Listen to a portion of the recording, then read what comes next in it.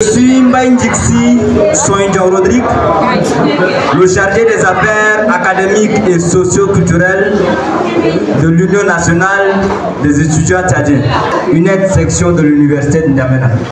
C'est étudier toute une nation.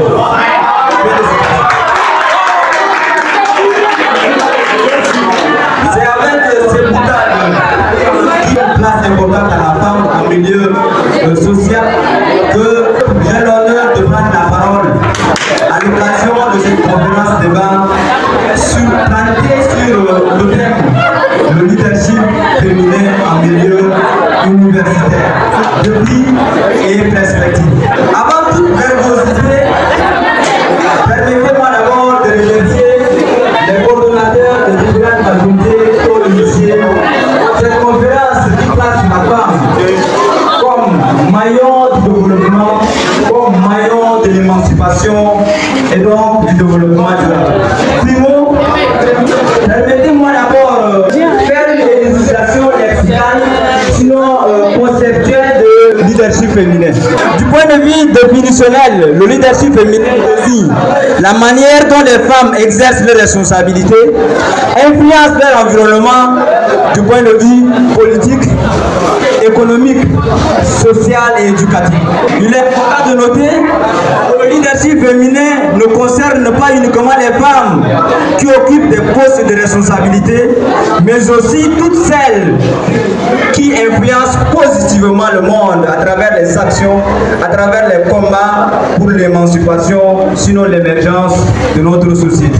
Au regard des réalisations des hommes, des femmes actrices et battantes, il est important de retenir la place importante des femmes aujourd'hui au cœur des transformations sociales et professionnelles à travers le monde.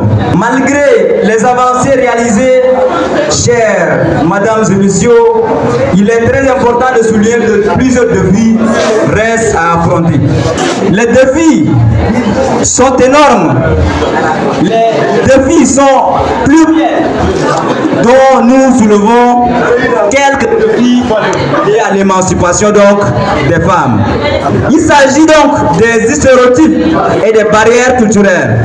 Nous constatons avec amertume ces derniers temps qu'il y a encore des sociétés qui, par des raisons du poids traditionnel, tentent donc de mettre barrières, sinon de mettre les bâtons dans les roues de toute femme qui tente de s'émanciper, quelle qu'en soit sa dimension.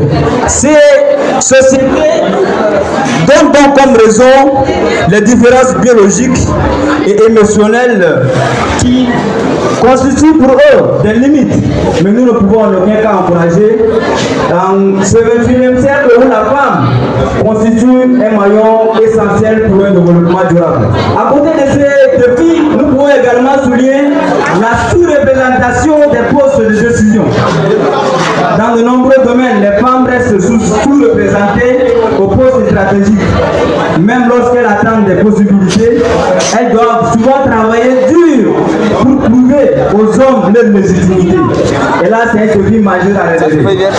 Nous pouvons également parler de manque de réseau et de mentors.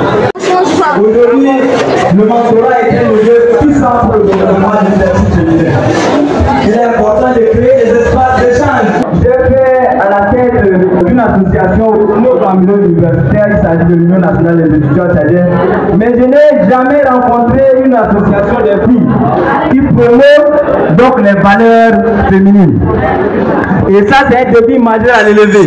Les coordonnateurs ici présents sont censés de susciter donc le leadership des femmes ici présents pour mettre en place des associations qui œuvrent pour leur indépendance, pour leur émancipation.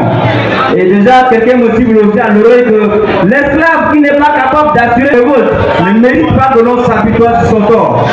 C'est pourquoi vous, filles, vous devez vous mettre sur le chemin d'émancipation.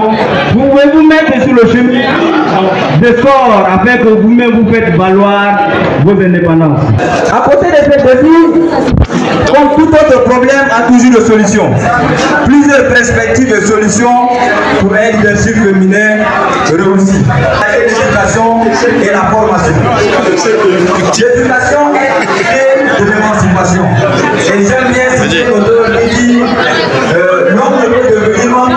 l'éducation.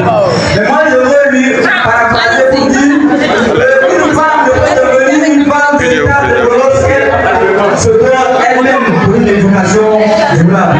Eh bien, aujourd'hui, les défis sont énormes. Mais il est important de noter que les filles doivent s'intéresser aux domaines systématiques, les domaines qui peuvent permettre de l'émancipation. Il s'agit de la science, de la technologie, de l'économie, de la politique. Plus les femmes sont qualifiées, plus elles ont de chances d'accéder à des postes de responsabilité. Se former reste une solution, car une femme formée peut inlassablement développer sa communauté. Et il ne suffit pas d'être seulement une étudiante en sciences politiques ou bien en sciences économiques, en sciences de la santé, pour pouvoir penser, on peut déjà mieux faire. Mais aujourd'hui, nous parlons de la pluralité de compétences. Je peux très bien être en sciences politiques, en sciences économiques, mais avoir de très bonnes bases en informatique. Je peux être très bien en sciences, en lettres modernes, mais disposer de tout coefficient intellectuel en politique. Et la pluralité, la multiplicité de compétences pour vous donner l'opportunité